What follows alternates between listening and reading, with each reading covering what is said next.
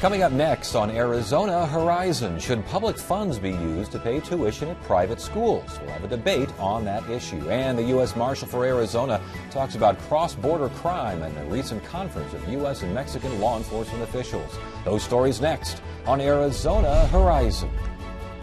Arizona Horizon is made possible by contributions from the Friends of Eight, members of your Arizona PBS station. Thank you.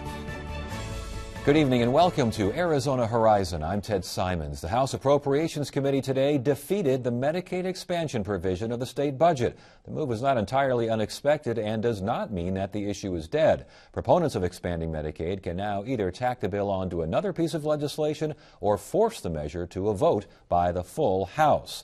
Earlier today, that same House Appropriations Committee approved a bill that would allow surprise inspections of licensed abortion providers. Right now, the state must get a warrant to make unannounced inspections of abortion clinics. The bill also requires that no Medicaid money goes to services that contribute to abortions, including costs like rent or salaries, and the legislation would ban clinics from providing elective abortion services to patients on Medicaid. Well, the Arizona Court of Appeals recently denied a request to block Arizona's Education Savings Account program. That ruling is expected to be appealed. What are empowerment scholarship accounts, and are they good for Arizona? Here to debate that question is Clint Bolick, lead attorney at the Goldwater Institute, and Don Peters, an attorney representing the Arizona Education Association. Good to have you both here. Thanks for joining us.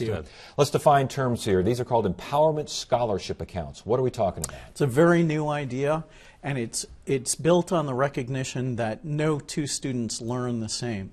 Basically, for students who are eligible who opt out of the public schools, the state contributes a certain percentage of their education funds into an education savings account, which can be used for any educational purpose, from private school tuition to tutoring to distance learning, even community college tuition. And if they don't use all of their funds, they can save it for college. This opens up a huge range of options for kids, particularly disabled kids and kids who are attending poor performing public schools. How do you define this particular issue? As a very old idea in new packaging. It is true that they have marketed this thing very well, and there are supposedly many choices for scholarship recipients. But to get a scholarship, a parent has to promise three things. They have to promise that they will educate the child, they have to promise that they will not enroll the child in a public school, and that they will not homeschool the child. Well, what's left? They've got to use the money for private education in the overwhelming proportion of cases. And what we've seen from the data is that 90% plus of the funds are going to pay tuition at private and religious schools. It's built into the program. That's what this is all about. It's essentially doing the same thing as the program that was invalidated by the courts a few years ago, just with different packaging. Why is this good for Arizona? It's good because we have an educational system which is built on a 19th century model. And it's the 21st century. We have educational technology now that makes the best teachers available to millions of kids. And one size fits all simply has not proved to be very effective. Our nation's education system is in a world of trouble, and Arizona's is among the bottom in the American system. So making options available, individualized options, including homeschooling, which in fact is an option under this program. Why is this bad for Arizona? Before we ever get to education policy, part of the money is going to pay for religious education. Most private schools in Arizona are religious. Well, since the days of Jefferson and Madison, most Americans have thought that tax dollars shouldn't be used to educate children in particular religions. I have no hostility to religious education, but it's not something the public ought to be funding. If you do get to education policy, it drains money from public schools that are chronically underfunded anyway.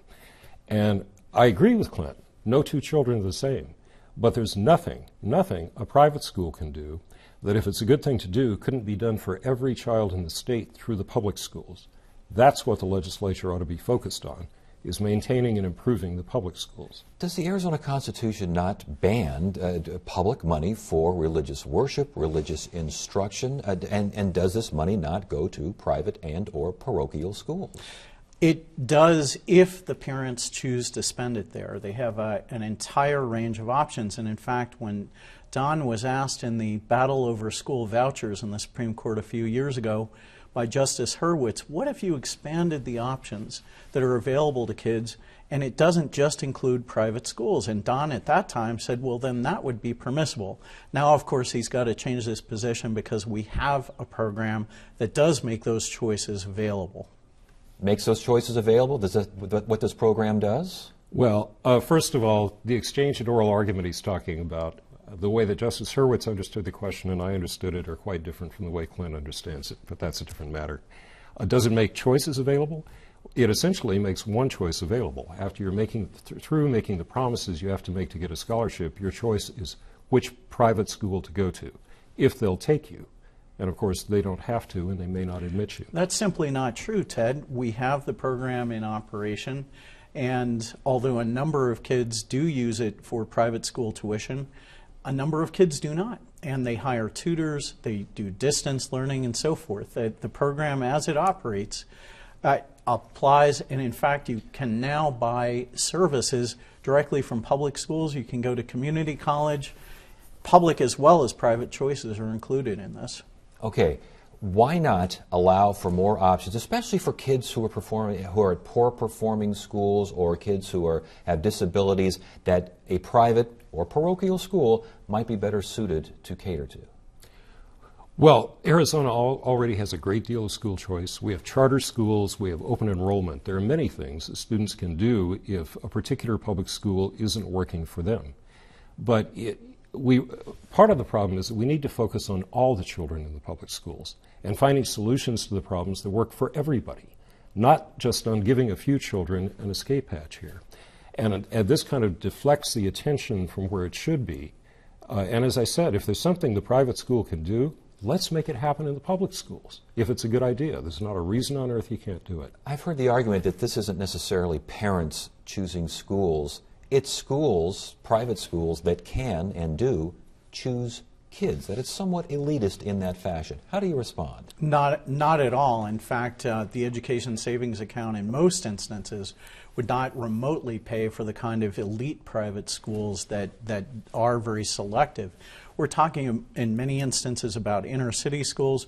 We're talking about schools that are highly specialized for disabled students, where the public schools have failed to meet their needs. They now have an opportunity to go to a school that in many instances will save their lives. There are a number of severely disabled kids, kids with severe autism, who were shackled in schools where they literally weren't speaking. Now they are joining the rest of society. They're able to function.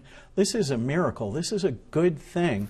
This is not deserving the interests of public education. It is fulfilling them. Can I respond to that? Sure. First of all, with regard to disabled children, under existing law, if your public school can't meet your needs, the public schools are required to use the private schools as contractors. If a private school can do something that a special ed kid needs done and the public school can't.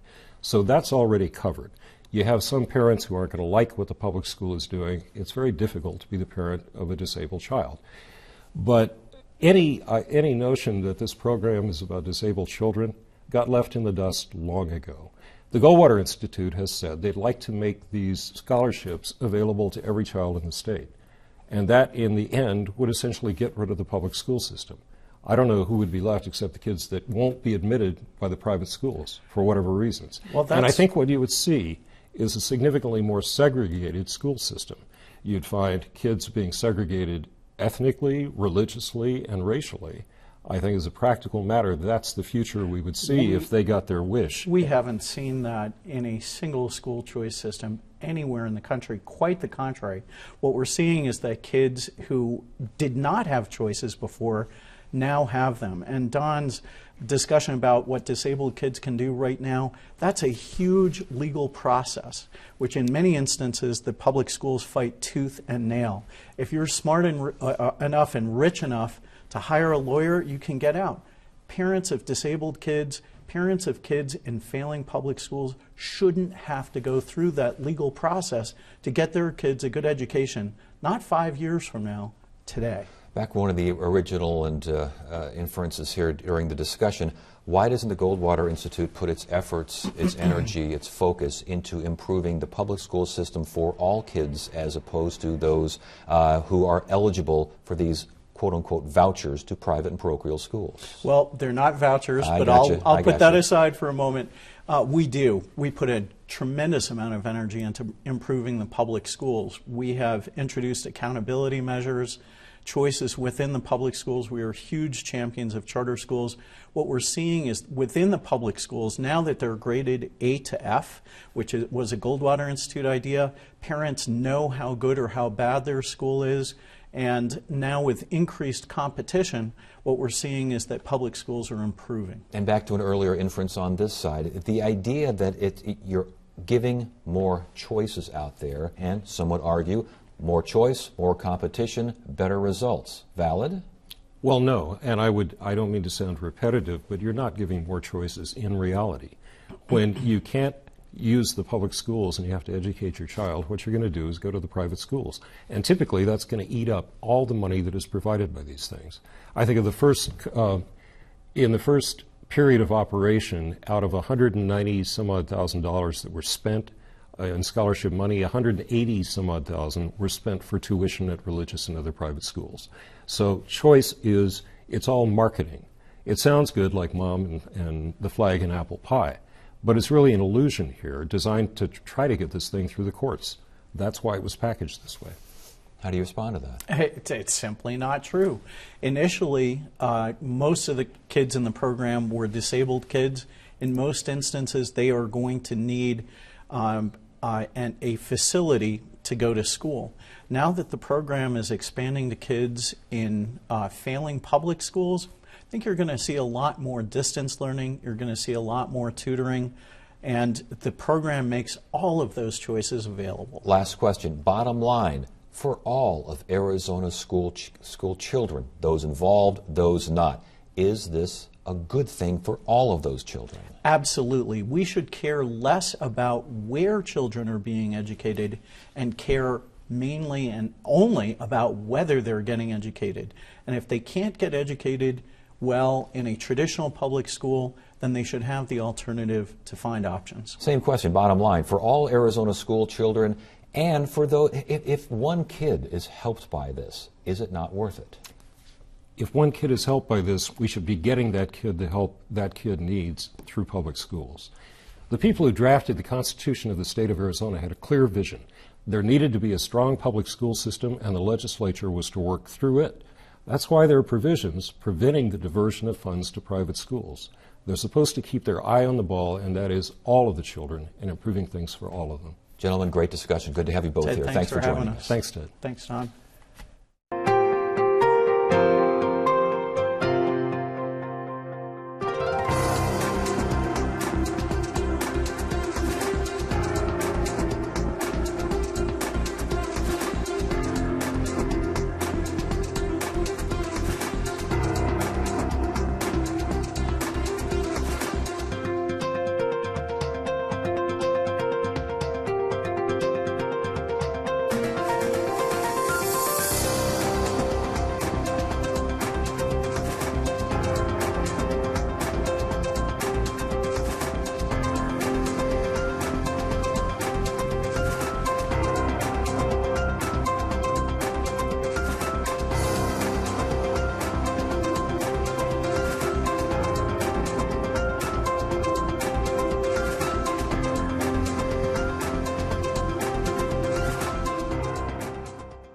Expand your horizon with the Arizona Horizon website.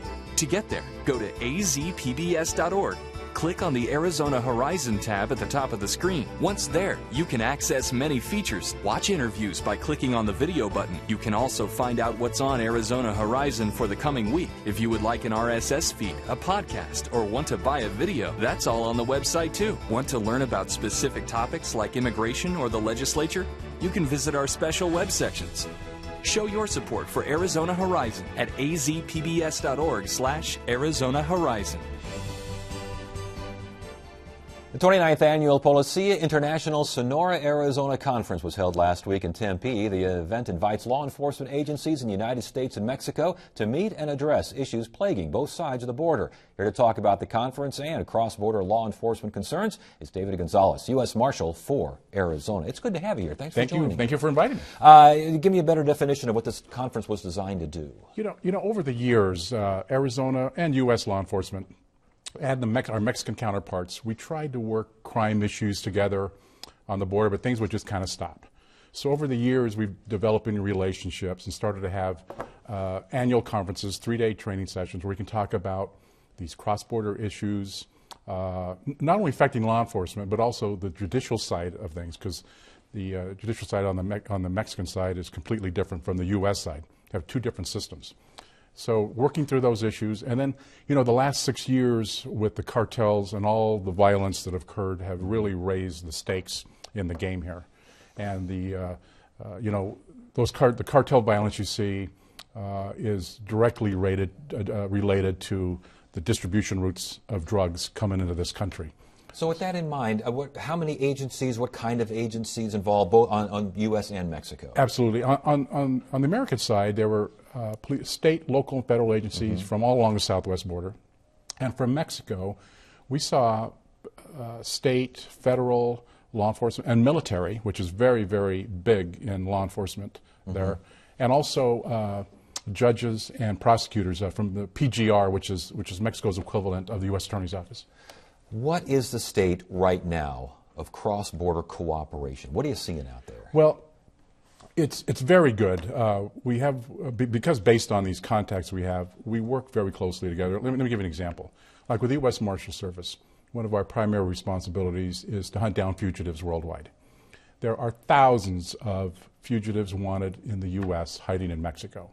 So we're tracking those individuals, and we work very closely with the Mexican police to get those fugitives out so they can face their crimes here.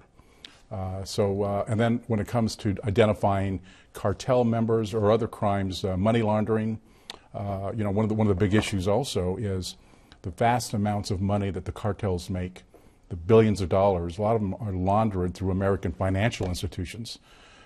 So we deal with those issues. Also, we have guns going south, money going south, and then you have drugs and human smuggling coming north. So we try to mesh up to deal with all those issues. Try to mesh up to deal with those issues. Right. How successful, and has that success ratio changed over the years? Unfortunately, it has changed recently. Under the previous president, let's say my agency, I could deal one-on-one with the head of the Sonoran State Police or the head of the immigration issues for Sonora.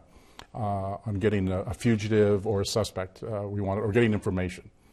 Under the new president, that has changed dramatically. There's been a dramatic shift where all intelligence information, all requests for assistance has to go through Mexico City. It's all centralized. It's very centralized. Is there a reason for that? Well, I think the Mexicans say that it's to kind of coordinate, do better coordination of information going out, but what I foresee, and this is just my opinion, I think it's going to slow information down dramatically. Now, in law enforcement, intelligence is a key for anything. Everything should be intelligence-based. An investigation, whether it's from organized crime to murders, you want intelligence. The way intelligence works, you don't want to give intelligence to people that you don't know where it's going. So that's going to create some major issues.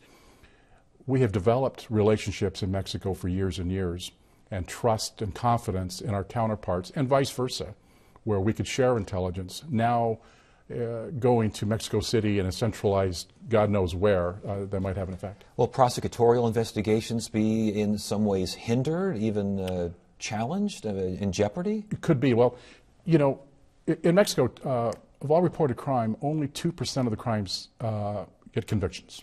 Wow. So, and that was another issue discussed at this conference, is that Mexico is trying to change their judicial court system into an oral-based system like that we have here. Their system is paper-based. and there's no, you're not innocent until proven guilty there. So they're trying to change the system, and it's been that way for a long time. So it's like trying to move the Queen Mary. So you can see there's a big issues we're dealing with, and a group of us trying to work on those. The ones that the deputy marshals that work for me, or the FBI, or the DEA, or the ATF, working with our counterparts there to try to make good cases, solid cases in Mexico, because this is the Arizona is the place where the majority of the drugs coming in this country come through. So we need to do a better job. Let's talk about the cartels working with drug smuggling and with human smuggling.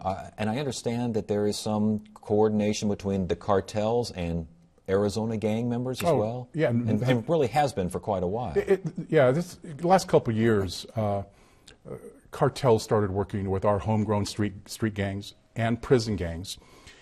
And you could see this evolution because prison gangs started controlling our street gangs a long time ago. Mm-hmm. They know the areas, they know the where the drop houses are. They can deal in our culture better. Maybe some of the cartel capos will. They're leaders there. So they are working very closely with our American street gangs and prison gangs. Is that a kind of investigation that is improving? Is it now hitting a few roadblocks because of all the centralization down in Mexico? What's the evolving nature here? Well, the evolving nature is that it's going to slow down, I think, a lot of investigations and indictments, because getting information will be so slow. In a perfect world, you want information now, you want things now, but when you're dealing with two diametrically opposed cultures when it comes to both crime issues. Take, for example, a state policeman in, say, Sonora. Yes. If they find a load of drugs on somebody, they can't investigate it. It has to go to the feds. So the jurisdictional boundaries of who does what is sometimes very, very confusing.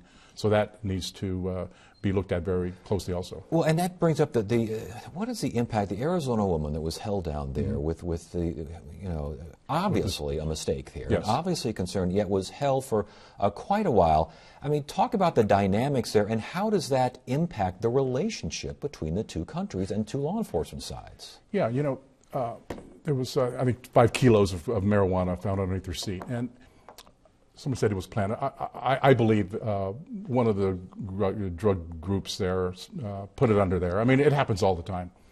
And then it kind of turned into a shakedown maybe afterwards. So the impact on something like that, and you can have those kind of issues in the United States where you make mistakes. But I think in the United States, it would have been completely different, of course, the way that was handled. Was that something that Mexican authorities, law enforcement, et cetera, did they look at that later and say, time to reassess? Or was that just one of those, hey, we're doing our jobs? I think why this woman was held for so long is because of that centralization of information in Mexico City. Where something like that occurred here. I could deal, or a supervisor could deal with that very quick and move along. I think all this information was going to Mexico City. Things got bogged down, and this dragged out for, what was she in jail for, 7-8 days on something that was obviously a mistake. Conversely, immigration enforcement, immigration enhancement, just the issue itself, how does that impact how you cooperate with law enforcement, prosecutorial folks in Mexico? Well, when it comes to crime and the immigration issues, they're kind of separate. It's obviously a huge divide between our two countries. Now, where it really comes in is on the human smuggling aspect of it, because the same cartels that bring in cocaine, heroin, marijuana into the U.S., those same distribution routes are used for human smuggling also. So we can use some of the same tactics for the immigration issues that we would use on investigating a drug trafficking organization, a DTO. So that particular issue, obviously a very volatile issue here in the United States, it's not a couple of squints, maybe a little cockeyed look here. I mean, cooperation hasn't been impacted all that much? No, it hasn't. It really hasn't. when we talk to our Mexican counterparts, the immigration issue doesn't really come up. They figure it's a political issue that hopefully will work its way through our system. You know, when it comes down to it, we're all law enforcement officers trying to do the best for the communities, make it safe. But I tell you, I have a lot of respect for the Mexican police. I mean, we had people here, high-ranking commanders, who had hits on them. Yeah, and under people heavy guard, under heavy guard. And I talked to one guy. He was driving down the street, and someone shot a RPG grenade at him. Oh my goodness. Yes. Well, it's good to have you here. Thank you so much for joining. We appreciate it. And that is it for now. I'm Ted Simons. Thank you so much for joining us. You have a great evening.